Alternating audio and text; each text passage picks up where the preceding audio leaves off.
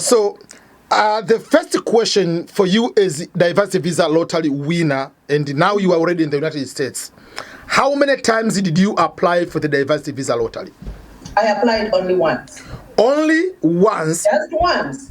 Once, and that was it. You are among the luckiest people on this planet Earth. I applied only once. You are told, it usually says, it is easier to be struck by the thunder than winning the lottery. So, really? Yeah. The probability of getting struck by the thunder is higher than winning the lottery. Right. Yeah. So, when you applied for the lottery, even for that first time, did you know what are you doing? Like, is this the lottery?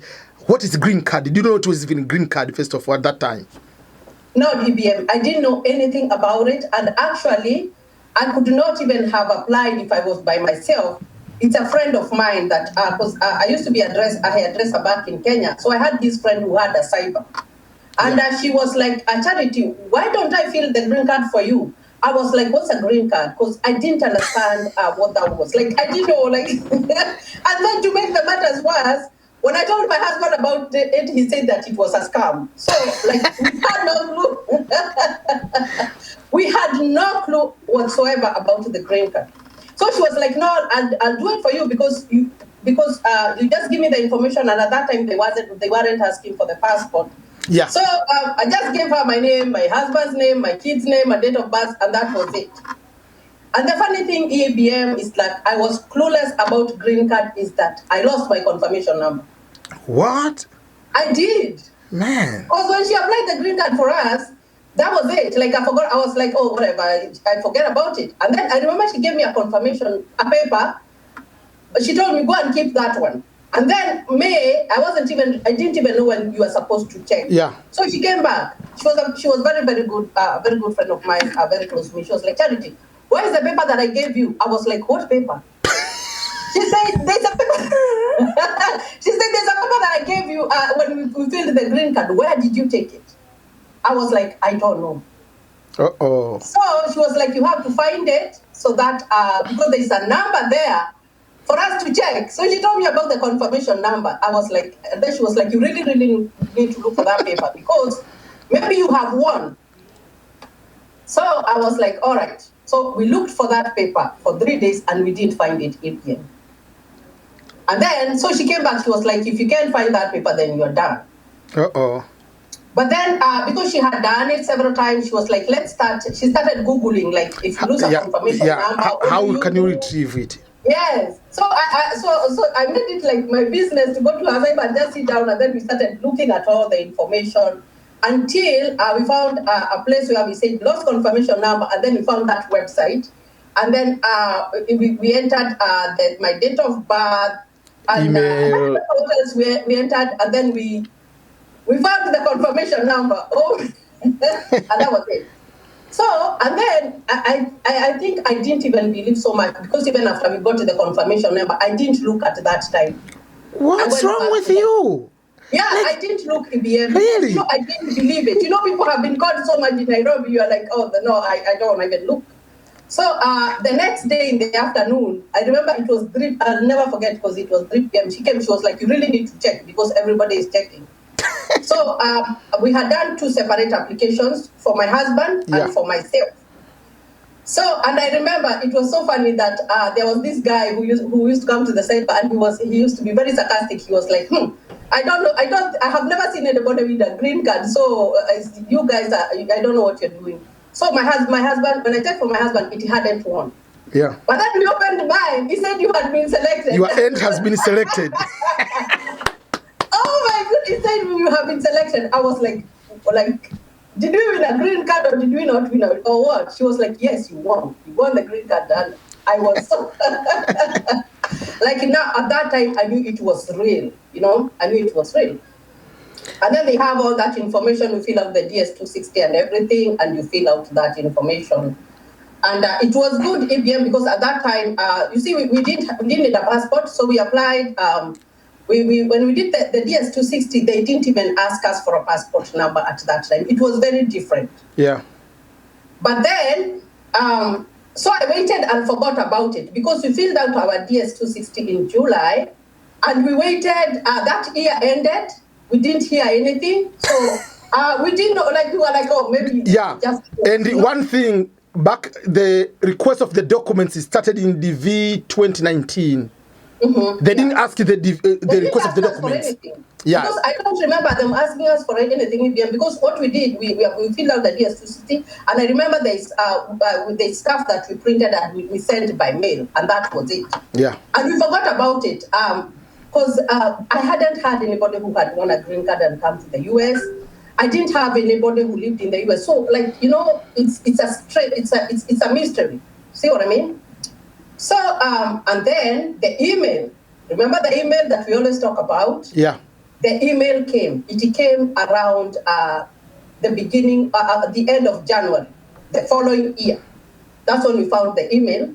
And when we found the email, it was, I think that email had come there like a week before. You know, in Africa, people don't check their mails. you don't check your mail. Like, it's normal for you not to check your mail. Yeah. So when I checked, I saw the interview date.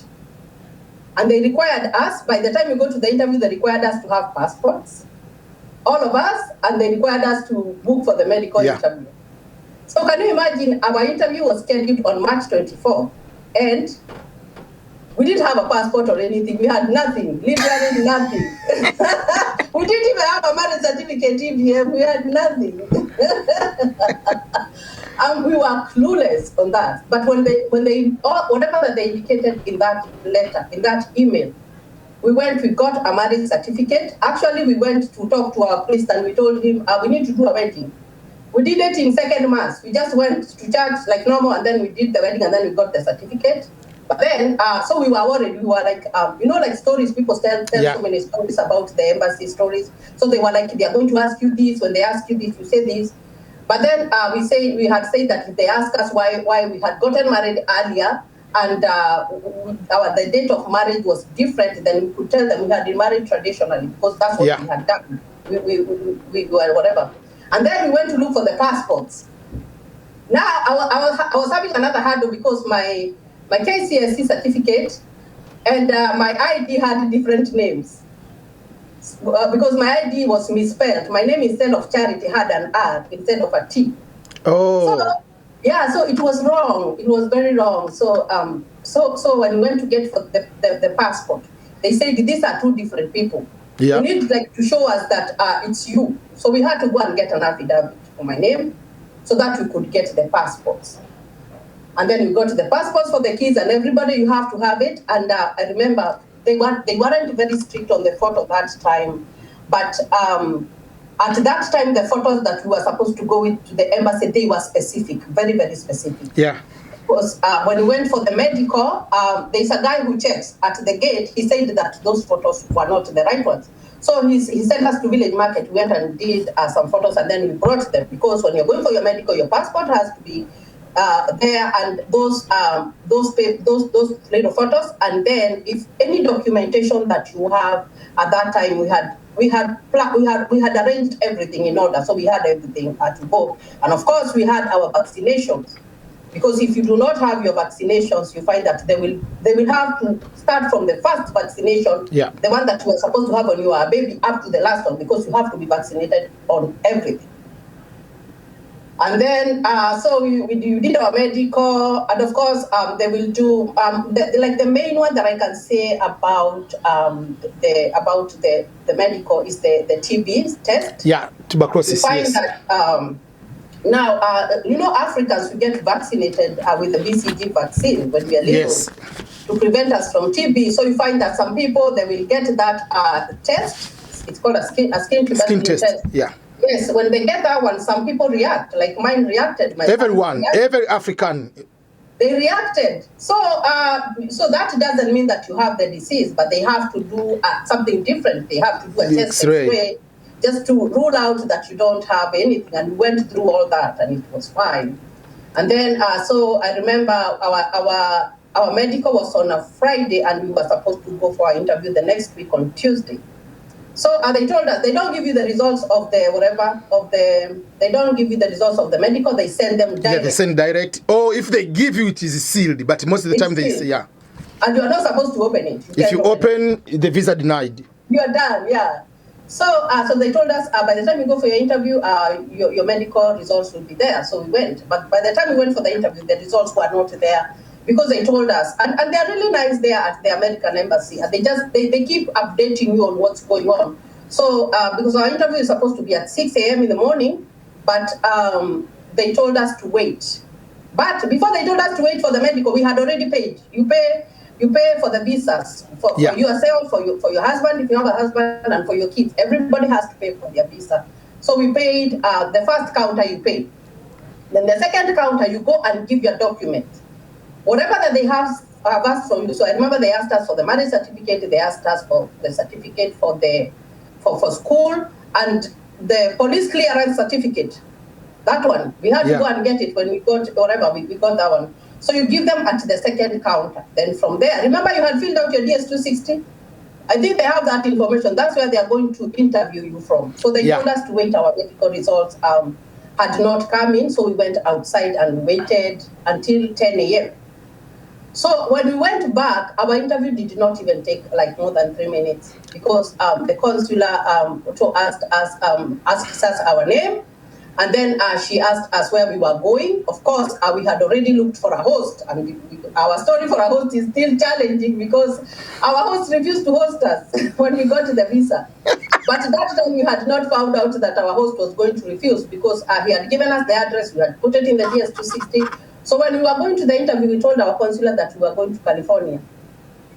But, and that was it. And then they asked us, have you been married again? We said, no. Are those your kids? We said yes, and that was it. He said, now you're going to be very happy because I'm giving you the green card to go and live in the US. Like, we were so happy. We were so happy. Oh my goodness, we were very, very, very happy.